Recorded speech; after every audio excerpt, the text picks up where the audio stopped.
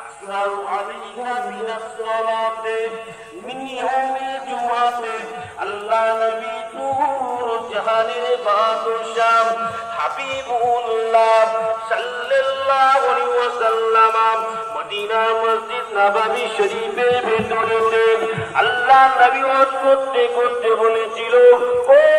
আমার মদিনার সাহাবী গণীরা,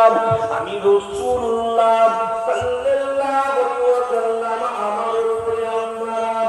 জুম্মার দিনে শুক্রবারে বেশি বেশি করে দরুদ শরীফ পড়েন। ফাইন্নাহু কারণ হলো জুম্মার দিনে দরুদের তেলাওয়াতে তওবা করে আমি নবী আমার নিকট বেশি বেশি পৌঁছানো হয়। আমি নবী